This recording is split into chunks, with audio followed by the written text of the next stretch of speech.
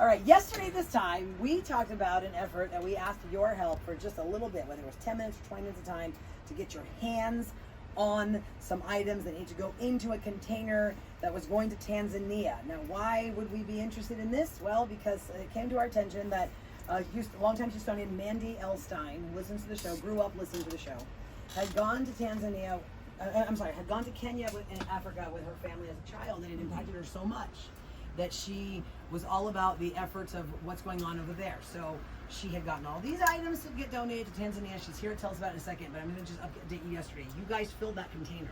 We helped to put And it thank you so much for everybody listening yesterday who went and put their hands in there. And this is a shipping container the size that you see, like on those giant and those cargo boats, the cargo ships and stuff. Yeah, it's not one of those little ones that they drop a pot off at your house. No. It was a cargo ship container. So Mandy is here. Hi, Mandy. Welcome to Hi, Mandy. Hi, guys. Thanks so much for having me. Welcome back to Houston. Thank you. You only come here like once a year, right? Yes. Okay, so Mandy, you were telling us a little bit off the air that we said yesterday about your organization called Neema International. It's NEEMAINTL on Instagram. And Mandy, when you were a teenager, y'all went to Kenya. Went to Kenya in 2007 Okay, on a family safari. And what happened there that turned your life around? I'm a huge animal lover, and I was surprised that as captivating as the animal world was, I was just taken aback by the incredible people, the resilience. Over here in America, sometimes a not always positive picture can be painted of many developing countries. We only see really what's on the news. It's so far away, so it's really hard to connect to. And being there, sure, there's poverty, but I was just astounded by their joy, their community. How old were you at the time? 2007, 16. Okay. And so then you come back and you decide what at 16 So years old? I came back and I was still, your normal high school person. I was a cheerleader in school, this and that. Went to University of Texas at Austin, studying social work. So I've always been a big caregiver, bleeding heart type. Worked with animals, children with physical and mental disabilities all through early childhood through high school. Okay. And then when I got to UT, a girl in my sorority was working with the homeless in the mornings, and I got involved in that. And that kind of got me on to, I've always had a big passion for the African and African American community here in America. As a Jewish woman, I understood just histories of oppression, but understood my privilege as a woman with light colored skin and coming from a family that could afford me privileges. Sure. So I've got involved with the African and African American community at University of Texas, and through this homeless program, I met a girl who had been she was younger than me, and she had been going to Zambia for years, and I was like, well, if this girl can go, why can't I go? And what was she doing in Zambia? Like mission work through a church. Yeah. Okay. But which was, I guess, is a very common thing in the church to do these mission projects. Yes. But my family had gone to Kenya, and when I looked at my mom at probably 17 or 18, I was like, Mom, I'm going to go to Africa. And she was like, okay. Wait. How are they going to go to Africa? She should say, okay. She said if I could find a reputable program that was safe and had, a lot of reviews and this and that, then we'd look into it. I had done some of these volunteer abroad programs where you go to do like cleanups or community service in Fiji and in Hawaii with beach-related initiatives in previous summers.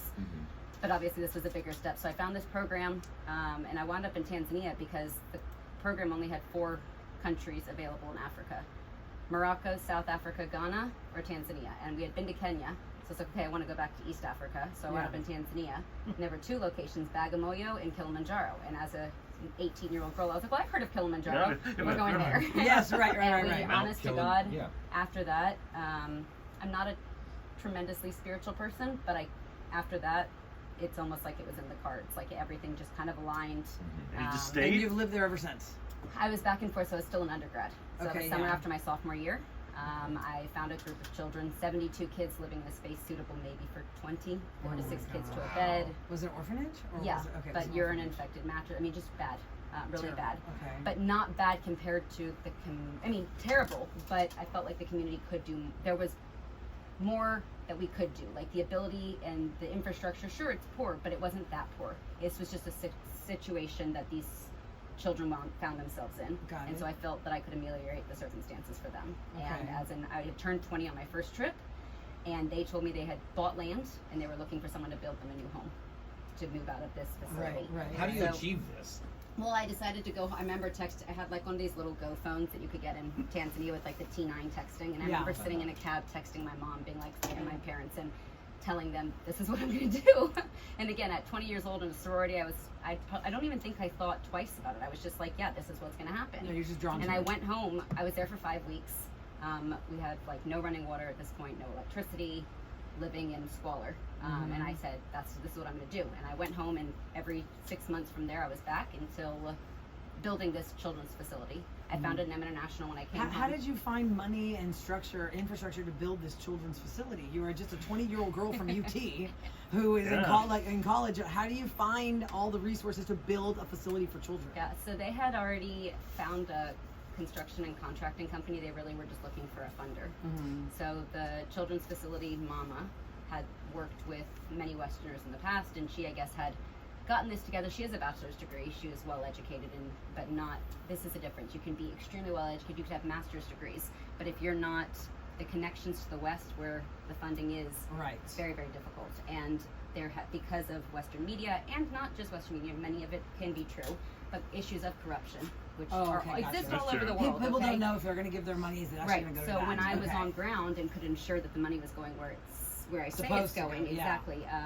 Slowly but surely, crumpled dollar by dollar. When did you start living there full time? I bought a one-way ticket 2 weeks after my university graduation. Wow. Oh my God. And you adopted a child there. Yes. So at the age of what? 23. He's waiting right now. Come here. Come here, B. Come on, so Baraka, her son, is here. He is 10 years old now. You met Baraka when he was 10 months old. Hi, Baraka. Hi. Hello. Good morning, bud. So your mom has brought you to Houston. Is this Baraka's? Is this your first time here? No. You've been here before. Baraka actually comes over here more than I do. Okay. My parents, being that their only grandchild lives 8,000 miles away. My mom sometimes hops a flight in the summers or Christmas break to pick him up because I have work. She'll fly him over here, and he'll stay here for a couple weeks, and then they'll bring him back. So we've been so fortunate to have such a supportive family. Let me reset real quick, Brian, for those just tuning in. Your work is never done. Mandy Stein is in our studio. She's part of Neema International. You did not find this organization. You're part of this. No, I founded it. You founded it. I founded it. Because I thought you had mentioned it when it was. No, I found it. There was a children's home that was over there that I decided to benefit, but Neema and all the work that Neema does now was founded by myself. Bravo! And how many kids has been doing this since you were 17. You went to Africa for the first time, and it just turned you on to the cause and what you wanted to do for the rest of your life. You've been living in Tanzania for how many years? Full time 10, back and forth for 13.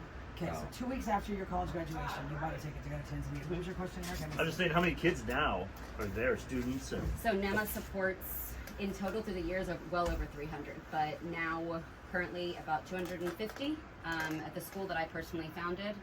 We have 160 students, and then I've got about 90 ages 15 to about 25.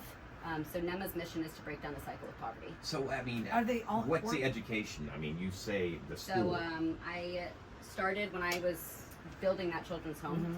I realized that, sure, it's a nice home and it might ameliorate their situations at home, but that doesn't solve any of the other issues, healthcare, education, this and that. So I took myself at 20, decided to use my babysitting money and this and that to sponsor 2 children to go to a private school. Government schools, and take this in, 60 to 80 children to one classroom with one teacher. Wow. One book for every 5 to 10 students. So when I say government schools, I mean a public school. Just Public like school, okay.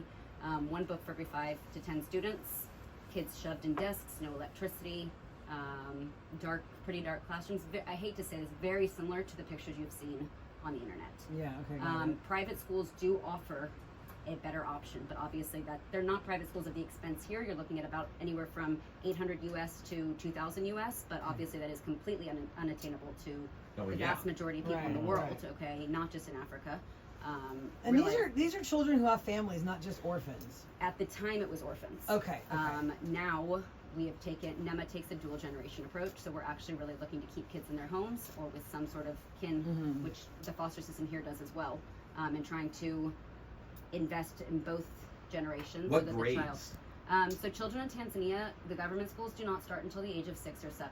So we are talking no ABC, no 1, 2, 3 until the age of 6 or 7. No holding a crayon, never doing finger paint, none of all. No as we just built, play. As we just filled this container yesterday, the bouncers, the walkers, the ride-on toys, the tricycles, none of that. So literally, either on mom's back, running in the street, or sitting in the dirt until the age of 6 or 7. Wow. And then 72% of the country, and again, please keep in mind, I am not overgeneralizing Africa, I am talking about my community, okay? Right. And again, despite these major shortcomings, to this day, still the strongest, most resilient, most impressive, and highly intelligent individuals. Right. This is just a matter of infrastructure and the Does country. your school go all the way through high school? No, so my school takes them as young as 6 months. Okay. So we are getting them in there Oh, nice. over 6 years earlier than they would have. And they're going to see things for the first time that you said they've Right. never seen, like the And, studies of the container. Right. The So bouncers, the one walkers. teacher for every 5 to 8 students instead of 60 to 80. Okay. So I have a staff of 61 people under me, all local Tanzanians, all grassroots initiatives. Of the 160 that go to my school, 50 of them, some are from the original children's home. Yeah. Okay. Okay. We did finish building that facility and it runs sustainably. But Amazing. some of those kids wound up moving to my school, and my school does have a boarding facility. So it's not for orphans; it's a boarding school because boarding school is the norm. What's the Right, top right, age? right. Where do they age out? They age out. It's just a pre and primary school. So primary school in Tanzania it ends at grade 7, which is the equivalent of 6th grade in America on the curriculum. Got it.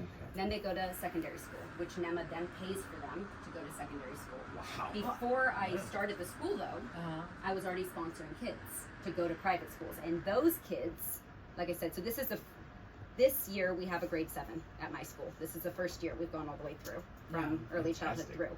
But I have, like I said, 90 kids secondary school through to university, and those are the kids that 13 years ago I started working with. So if they were 10 years old 13 years ago, Yeah, now they're. they're in their 20s and they're in university. So we've got kids And doing hopefully they're going to pay it forward too and I come want to back. know And, more They about will. Baraka.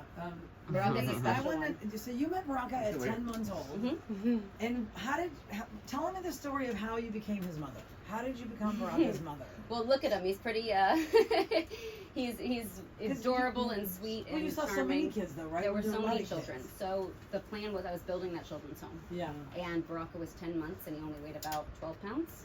And he has a sister as well who calls me mom, but I was unable to legally adopt her. But his sister was already 5, so she moved into the children's home.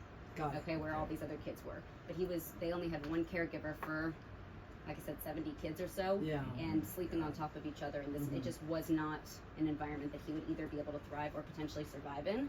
So I lived just down the road from the children's home, the same village though. So he moved in with me, and it was, everyone asked, are you adopting him? I said, no, he's going to live with me until this children's home's finished being built, and he's going to move in there. Well, that took 2.5 years to build. And by that point, he was my son. Yeah. He stole my heart very quickly. It's a true story of love, and I filed for adoption. And then how long did it take you to actually adopt him once you filed? In Tanzania, very quickly. Yeah. And then we reaffirmed the adoption here. So how old was he when he became your my actual legal son? Yeah. 3. Oh, 3 and a half, wow. almost 3.5. How But- can people help right now if you want to put a call into action out Yes, there? so How can they call help into you? action.